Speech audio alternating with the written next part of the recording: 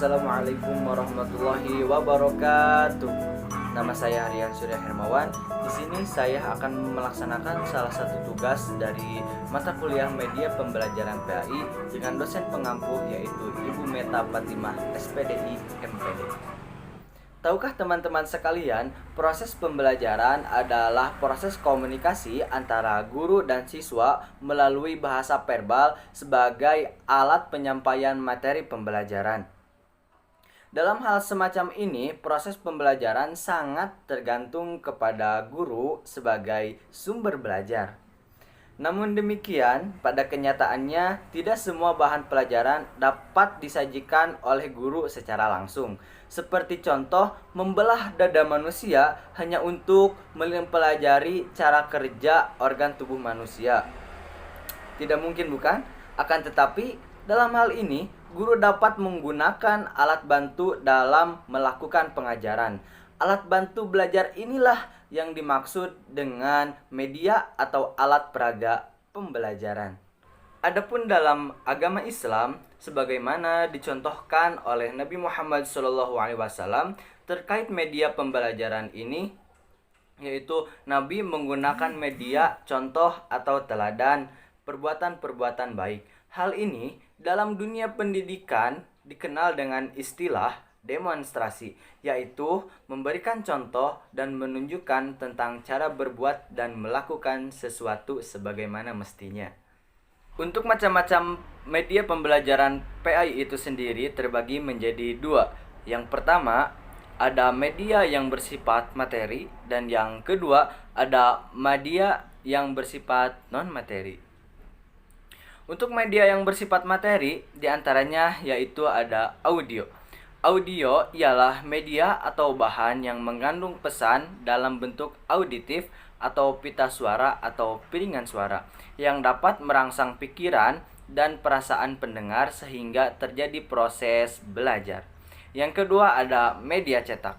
Media cetak ini sangat sering digunakan karena menyampaikan informasi yang bersifat nyata. Macam-macam media cetak diantaranya ada gambar, diagram, bagan, poster, dan terakhir ada grafik.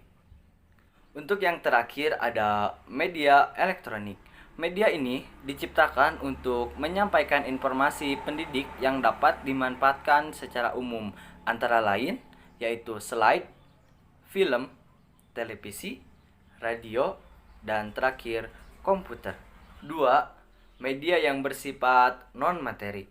Untuk yang non-materi ini memiliki sifat yang abstrak dan hanya dapat diwujudkan melalui perbuatan dan tingkah laku seorang pendidik terhadap anak didiknya. Di antara media yang masuk dalam kategori ini adalah yang pertama ada keteladanan, kedua perintah, ketiga tingkah laku, yang keempat ganjaran, dan yang kelima adalah hukuman. Prinsip-prinsip penggunaan media dalam pembelajaran PAI. Prinsip-prinsip yang dapat dijadikan dasar dalam pengembangan atau penggalian ilmu PAI di dunia, yaitu sebagaimana sabda Nabi Muhammad Rasulullah SAW. Mudahkanlah, jangan engkau persulit, berilah kabar-kabar yang mengembirakan, dan jangan sekali-kali engkau memberikan kabar-kabar yang menyusahkan, sehingga mereka lari menjauh dari dirimu. Saling taatlah kamu dan janganlah berselisih yang dapat merenggangkan kamu. Al-Hadis. Aplikasi media dalam pembelajaran PAI. Sebelum pendidik mengajarkan pokok dalam pembelajaran, alangkah baiknya menyiapkan dan memperhitungkan alat bantu atau media apa yang dapat digunakan sesuai dengan mata pelajaran yang akan diajarkan. Berikut adalah penerapan media pembelajaran sesuai mata pelajaran pendidikan agama Islam. Yang pertama, media pembelajaran Quran dan Hadis.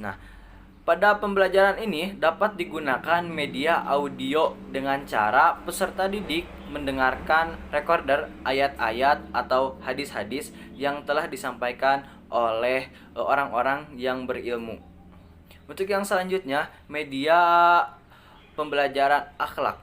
Media yang dapat digunakan antara lain yang pertama ada bahan bacaan atau melalui alat audiovisual atau melalui contoh-contoh kelakuan atau bisa juga melalui media masyarakat atau alam sekitar. Yang ketiga, pembelajaran fikih. Media yang dapat digunakan adalah buku bacaan, koran, majalah, dan masih banyak lagi. Dan yang keempat adalah media pembelajaran sejarah kebudayaan Islam. Nah, pada mata pelajaran ini, media yang dapat digunakan dapat berupa slide atau film yang mana di dalamnya menceritakan tentang berbagai kejadian sejarah Islam dari mulai Nabi Muhammad SAW sampai kepada kita sampai saat ini.